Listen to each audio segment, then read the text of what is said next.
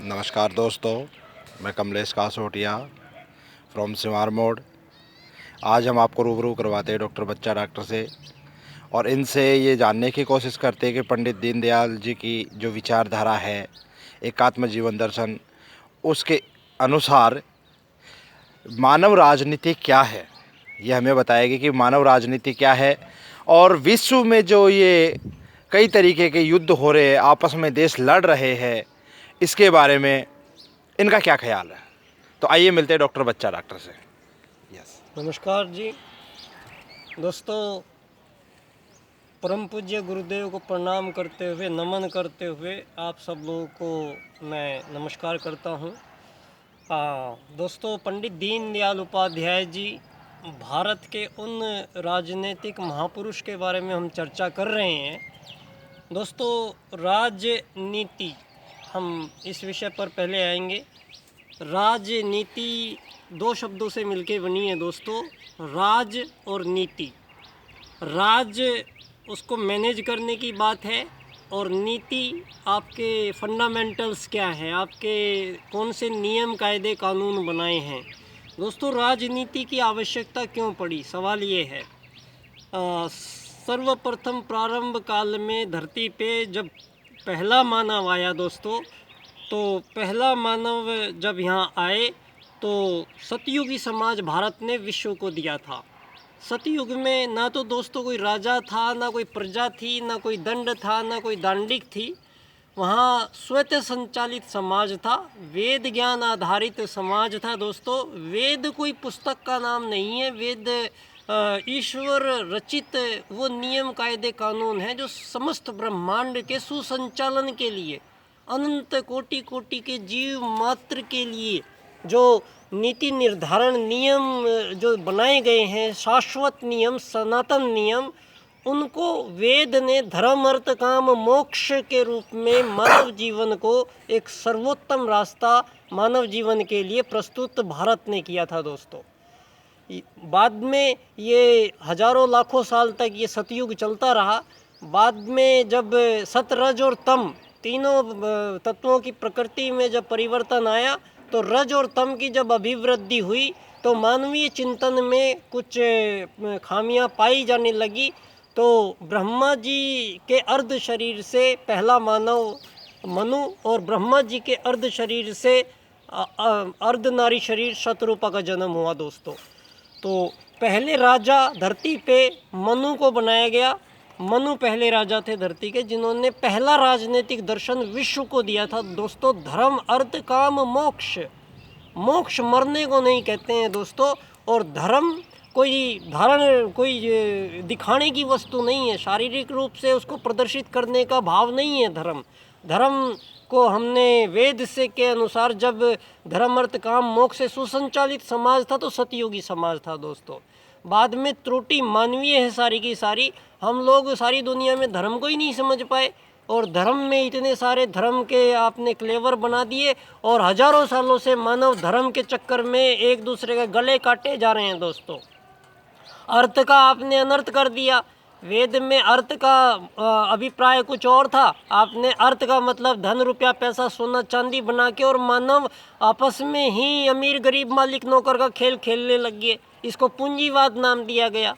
तो मानवीय चिंतन की त्रुटियों के कारण सारी दुनिया में राजनीति में एक आमूलचूल परिवर्तन होता चला गया दोस्तों। तो मनुवाद का तिरस्कार करने के बाद में आपने साम्राज्यवाद आया, मार्क्सवाद आया, लेनिनवाद आया, पूंजीवाद आया, आर्थिक उदारीकरणवाद आया, नाजीवाद आया, फांसीवाद आया, इस्लामवाद आया, ईसाईवाद आया, आतंकवाद आया, भोगवाद आया। ये सारे वाद मानवीय शब्दों की हेर फेर जादूगरी है, ये बाजीगरी है मानवों की। बाकी यहाँ पर एक मानव दूसरे मानव का शोषण, युद्ध, हत्या, वध में संलग्न है हजारों सालों से, जो बिल्कुल प्रकृति ईश्वर के विरुद्ध कार्य धरती पे हो रहा है दोस्तों। ये यहाँ तक ये राज की नीति की बात रही दोस्तों। अब हम चर्चा करेंगे पंडित दीनदयाल उपाध्याय जी। दोस्तों, हजारों साल बाद में इसी भारत से राज की नीति को, एक वेदानुकूल जीवन दर्शन को पुनर्स्थापित कैसे किया जाए, ये एक इस महापुरुष ने हमारे भारत में कर दिया है। खेद ये है कि इनकी हत्या भी कर दी गई थी अनायास ही, और इनके बारे में आज तक भारत में चर्चा बहुत कम हो रही है। इनके बारे में संपूर्ण अभी दर्शन इनका जन सामान्य के लिए सुलभ नहीं हो पाया है, लेकिन समय लगेगा। दोस्तों, दीनदयाल जी ने हमें 3 राजनीतिक दर्शन दिए: अर्थायाम, एकात्मानवाद और अंत्योदय। दोस्तों, अर्थायाम में दीनदयाल जी ने स्पष्ट कर दिया है कि किसी भी वस्तु के आदान प्रदान का लेन देन जो समाज में होता है, वो कि उसके बदले कोई धन रुपया पैसा दिया जाएगा, ये विचार पश्चिम का है, भारत का नहीं है। भारत का विचार है सहयोग, एक दूसरे की मदद करना, दूसरे की सहभागिता से। तो दोस्तों, ये धन रुपया पैसा जो है पश्चिम का विचार है, भारत का नहीं है। तो दीनदयाल जी कहते हैं कि अर्थायाम की राजनीति होनी चाहिए ना। इस धरती पे मानव जहाँ भी जन्मा है, जब तक वो मरेगा नहीं, उसको धन की कमी नहीं होने दी जाएगी। किसी भी मानव को अपने जीवन में पैसे की कमी नहीं होगी, इस बात की गारंटी देता है अर्थायाम का राजनीतिक दर्शन। एक ऐसा राजनीतिक दर्शन दीनदयाल जी ने प्रस्तुत किया है कि सारे संसार में कोई भी मानव ना अमीर होगा, ना गरीब होगा, ना मालिक होगा, ना नौकर होगा। सब धरती के यात्री बन जाएंगे, और यात्री सब एक समान होते हैं धरती के।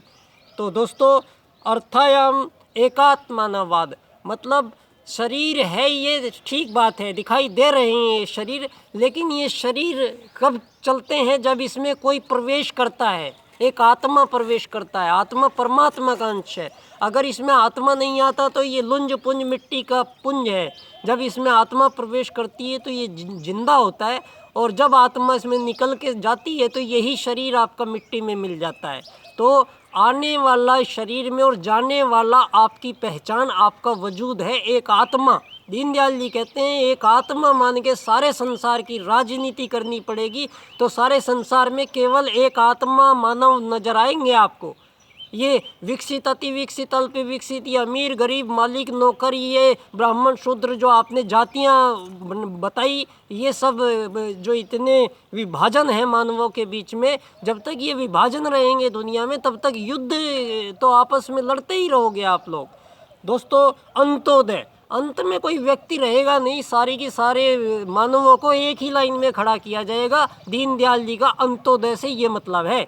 अंत्योदय से ये मतलब नहीं है कि अंत के व्यक्ति को पैसे पहुंचा दीजिए आप तो अंत्योदय हो जाएगा। अंत्योदय का मतलब है कि अंत वाले व्यक्ति को सबको आगे की लाइन में खड़ा कर दीजिए, तो सारे संसार के मानव एक ही लाइन में होंगे। अंत्योदय से एकात्म मानववाद होंगे, सब आत्मा माने जाएंगे। अर्थायाम होगा, किसी को धन की कमी नहीं रहेगी दुनिया में। ये 3 राजनीतिक दर्शनों को इस समस्त संसार को दीनदयाल जी ने प्रस्तुत किया है। दोस्तों, युद्ध आज रूस और यूक्रेन का युद्ध लड़ा जा रहा है।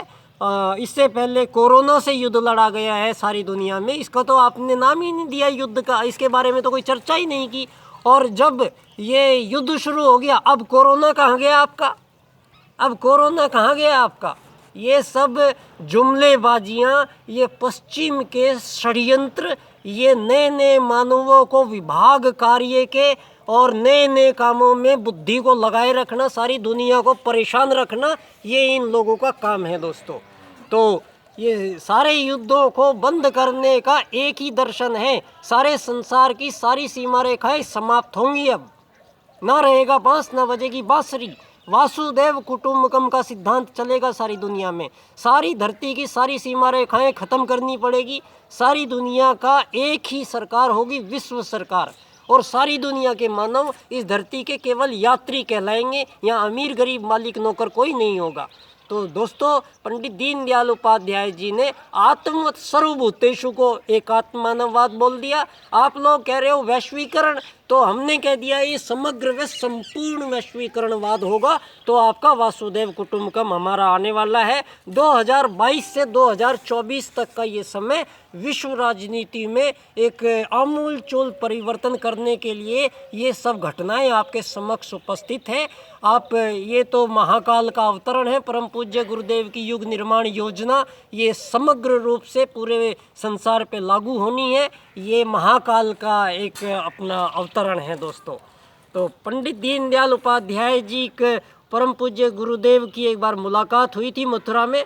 तो दोनों के बीच में युग निर्माण योजना को राजनीतिक रूप से कैसे विश्व में पुनः स्थापित करना है, ये दीनदयाल जी पुल का काम करेंगे। अर्थायाम की राजनीति एकात्म मानववाद की राजनीति से दोस्तों।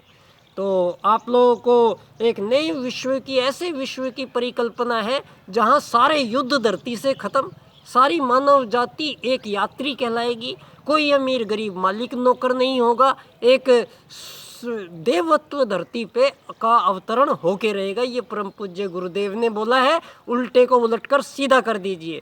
तो सभी युग निर्माणी आप लोग संकल्पशील हैं, सब लगे हुए हैं और अपने अपने कर्मों पे हम सब दृढ़ रहे, आरूढ़ रहे। परम पूज्य गुरुदेव का अनुदान वरदान सब पे बरसे, सारी मानव जाति को सद्बुद्धि आए, विश्व गायत्री में हो। इन्हीं भावों के साथ में बच्चा डॉक्टर, धन्यवाद।